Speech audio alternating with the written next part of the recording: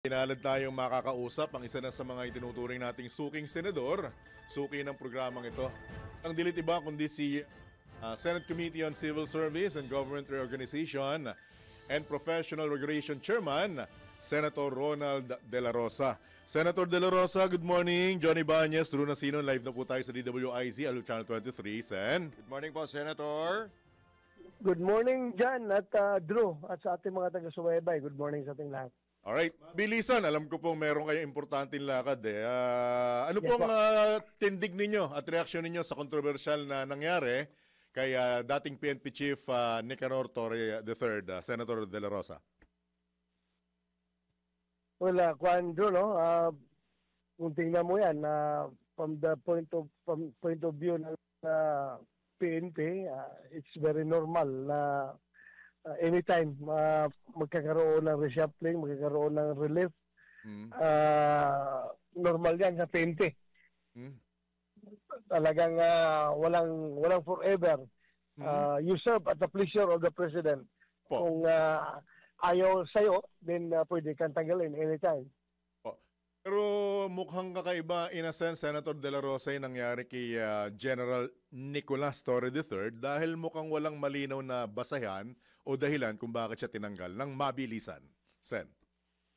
Yeah, ako naman, being a former chief PNP, ako personally, hindi ko naman pinagkakailan, no? Hindi ko naman deny na talagang galit ako sa kanya dahil sa ginawa niya doon kay Pangulong Duterte, ginawa niya doon sa KOJC, na kung saan marami siyang nilabag. Talagang galit ako sa kanya.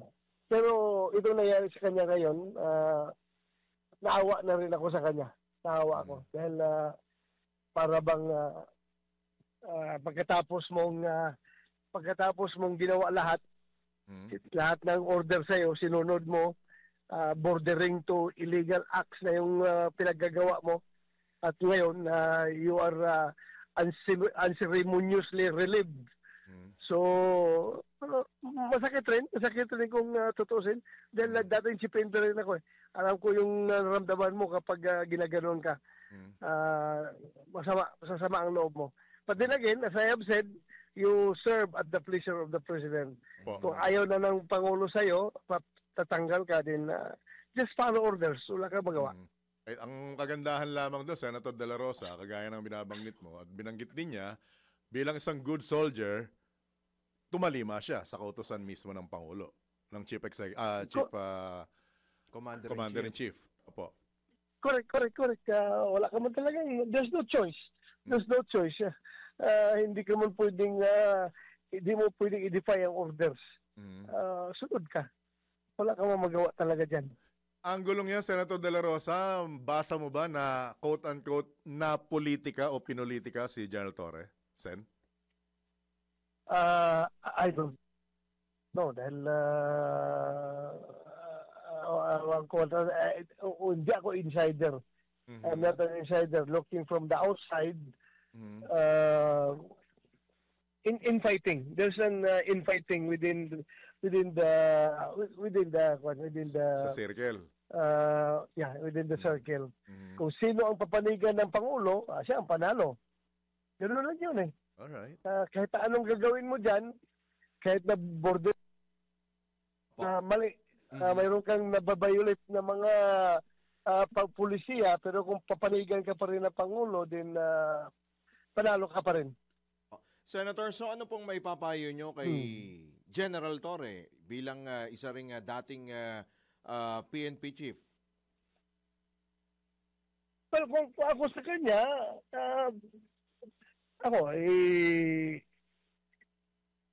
mas maganda siguro kung mag siya, itanggap naman niya yung pangyayari, then mag-early retirement na lang siya. And yung kanyang para maibigay niya yung 4-star na ranggo doon sa nakaupong Chief PNP ngayon. Opo. Right. Para it shows yung statesmanship, kapag gentleman mo. Magasagarin mo na. Tama po ba, Sen? Bakit? Yes. Why hold on?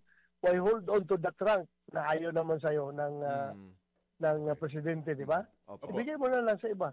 O, Opo. retire ka.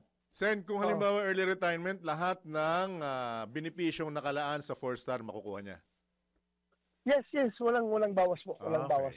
Kasi matter of, kung ano lang yan, one year, mahigit 1 year, makukuha pa rin niya yung mga kanya, Benefits. yung Lahat, benefits. buo, Kasi makukuha. kasi ang competition naman dyan is yung based doon sa ranggo mo. So, okay na yun. Makukuha niya. Isa pang anggulo, lumutang din to ng mga nakaraan na binanggit niya yung comparison Kumbaga, i-quote ko lang kumbaga ang Ayer crispy pata, ang PNPA lechong manok. Lechong manok. May nakikita ka bang galaw ng mga kagaya mong Ayer sa nangyari kay General Torre, sir? Paano? Mukhang binabanggit na... Puro pagkain niya ang binabasa. Hindi, ang binanggit kasi, Sen, mukhang gumalaw ang mga PM mayor. Dahil mukhang may nasagasaan ng isang PNPA graduate na historically, kauna-unahan naging chief PNP. Kaya mukhang naisang tabi si General Torre, Senator. Mukhang ko naman yan. Depende kung yan ang pakiramdam niya. Pero para sa akin, kung ganon, sino ba mga PMAR na gumalaw? I-identify niya. I-identify niya kung sino yung mga PMAR na gumalaw at para makumbinsi si Presidente na tanggalin siya sa pwesto. Actually, hindi po galing sa kanya yun, Sen, ha? Po galing sa kanya yun, ha? Galing lang sa malikot na isipan ng mga netizen at mga mamamahayag yun. Pero nakakagulat. Baka sabihin niya si Bato gumalaw. Kaya siya natanggal. Pwede natin yung meme, di ba? Pwede natin idikit. Baso gumalaw, ngayon si Bato ang gumalaw. Ba? Ibig sabihin, BFF na kami ni Presidente BBM. Pag gano'n. Pag ako'y pinakinggan.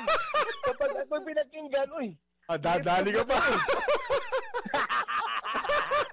Senator, medyo lilisan po muna tayo ng konti kay General Torre. Speaking of Pangulong Marcos, ano pong reaksyon niyo po dito sa kanya pong ipinag-utos na lifestyle check? Though ito po ay sa ehekutibo po, Senator. At batid po namin na ito po ay suportado rin po ng inyo pong mga kapwa senador.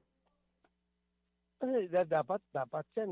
Matagal na yung pinagagawa dahil naging deterrent sana yan sa mga kagaya yan. Yung mga involved yan ngayon sa Ghost Project ng flood control na magdadalawang isip yun sila na masangkot dyan. So, dapat matagal yung ginawa. Matagal na dapat. Pero sige lang. Kung gano'n pa rin, kung mag-start sila ngayon, we have to support that dahil ikagaganda yan ng ating bansa.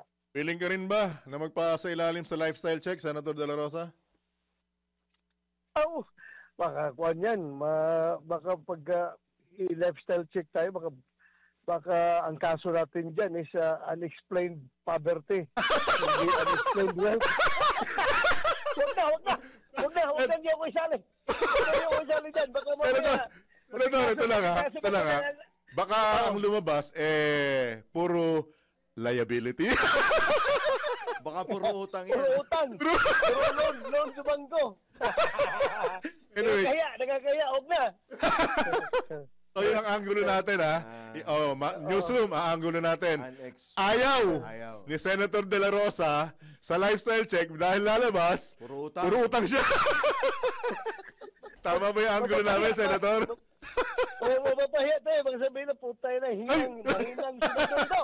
Mahinang senador ito. Anyway.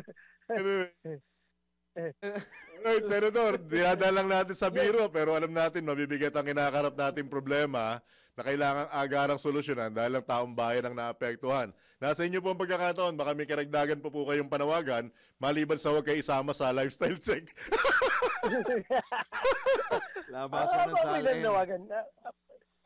Alam mo, Jan at saka Drew, itong mga ganitong issue, no? Kung hindi ito tututukan ng taong bayan at ito'y isasantabi lamang pagkatapos ng ilang araw na investigasyon, magsawa na ang taong bayan sa pagpapalo up nito, ito'y mailalagay sa limot ito, makakalimutan ito. Kaya dapat pagkaisa tayong lahat na tutukan talaga ito up to the last para magkakaroon ng resulta, pagkakaroon ng in-game ito para naman ito sa bayan natin, hindi naman ito para sa mga individual Dapat may na patunguhan, tao. Dapat may may magandang resulta. ito. May managot. May magandang resulta, may managot, oo. Kahit pa mga kasamahan nyo, Senator? Oo, lahat.